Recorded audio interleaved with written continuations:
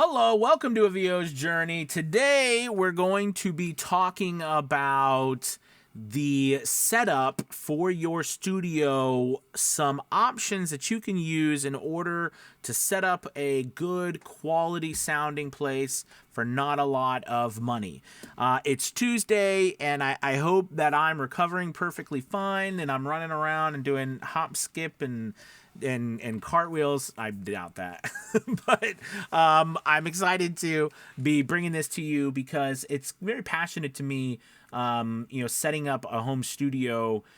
Because when I first started, that's exactly what I had to do. So what I did was, and I don't remember, but I saw a video and I created what we called a Hobo Fort.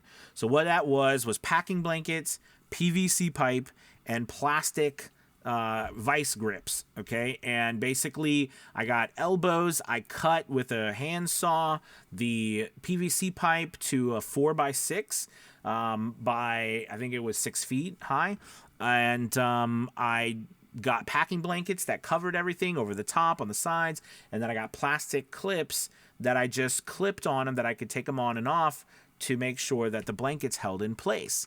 And I would build it around every night. I would put it up and take it down, and I would build it around my desk that I had. So it would go, and it was in a duffel bag, and it stayed outside in this little shed we had.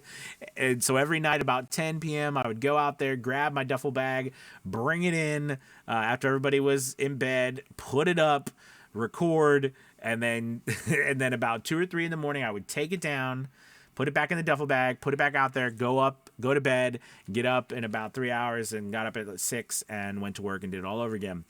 It was definitely a labor of love. I was very passionate about it at the time, so it never felt like it was a job. At the time, it felt I was just excited. You know what I mean? Every night to do it. I couldn't keep it up because where I was, we had a very small home. I didn't have a walk-in closet. We had 2 bedrooms in the house. It was a 2-bedroom house, and we had 2 kids, so they were sharing a bedroom. My wife and I had a bedroom, and we had just 3 rooms downstairs, and there was the 2 bedrooms upstairs, and all the rooms downstairs were connected by open doors.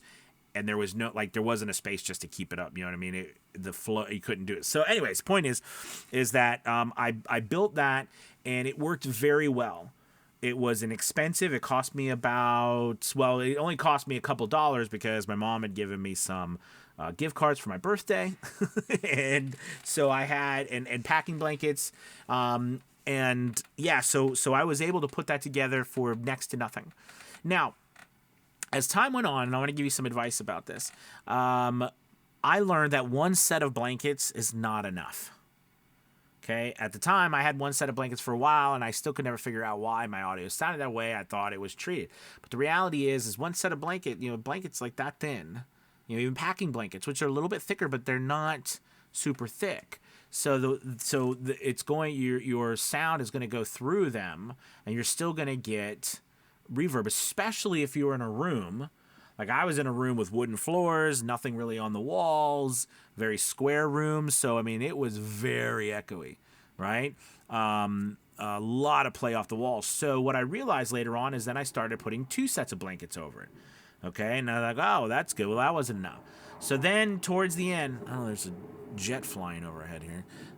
Towards the end, very rare, but towards the end of before I bought my whisper room, I had like 6 to 8 layers of blankets, and then I had added a sidebar so that I could drape blankets over the sidebar as well. I put pillows in the corners. I had foam attached to.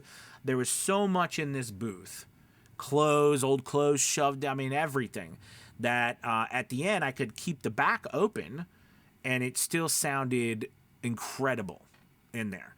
And I learned a very valuable lesson. It's super important as voice actors that we have a space that's very dead. Because remember, the microphone, all right, will pick up our stuff, and we can, boost, subtract frequencies. We're not musicians, okay? And it's very, so don't think you're going to over-treat. I hear some people say you're over-treating your space, but that's really for musicians. It's not really for voice actors. We want it completely dead, okay? the frequency response of your microphone, your EQ, the things that we do, these things will, we can take care of any frequencies, boosting, subtracting, on a small scale. But the reality is that your space has to be super duper treated in order for you to get great quality sound, and not having to depend solely on your microphone and your mixing. Okay, because there's only so much though you can do with that. So anyways, the point I'm trying to make is start out with a Hobo Fort, or you can start out taking that same idea, but it's already in a closet somewhere if you have a walk-in closet. But make sure you add at least 4 inches thick of material, 3 to 4 inches thick of material at least. If you have a higher pitch voice, you don't need as much material, okay? But you're still trying to stop that echo. All right, you're still trying to stop that reflection off walls and corners and stuff. So I hope that helps. Here's another little tip. Thrift stores are amazing for picking up inexpensive blankets, inexpensive pillows, inexpensive material. Use thrift stores, whatever you can do. You know what I mean? The VA, all the different places that you can go to support your local community too. Those are wonderful areas to find, so you don't have to, because remember, we're not trying to build something that's, aesthetically pleasing, at least not to start.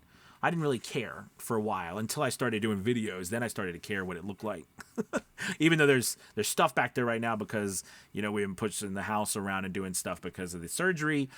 So that's why that's there. But anyways, I hope this has helped you with, kind of walking through what your setup will be like and how to make it more sound effective. But listen, if you're having trouble with your sound, 8 times out of 10... so 7 times out of 10, it's your space. 1 to 2 times out of 10, the microphone is not positioned right. And then the rest of it, 1 out of 10, it's something else. But literally those 2 things, it's either your space, something's not positioned right with your microphone, and then the rest of the 1 out of 10 is everything else, literally. Those 2 things typically are the most problematic things I see with voice actors, especially when they're setting stuff up, right? Their microphone's down like this or something, or it's not actually, or they think it's a front address or a top address, instead of a front address. So like if a mic is a large diaphragm microphone, right, and it's cardioid pattern, and that's typically a front address, meaning like this would be, vertical like this, and not a top address like this one, okay, which was from the top. So anyways, those things will help you sound so much better without you having to do much work to anything else. All right, I hope that helped. Again, check out VO's Journey Elite Academy. We are right smack dab now in our St. Patrick's Day special, only $24 to join the academy. So make sure you check that out, as well as 30% all of our products. So thank you guys so much for watching. I'll talk to you soon. Bye-bye.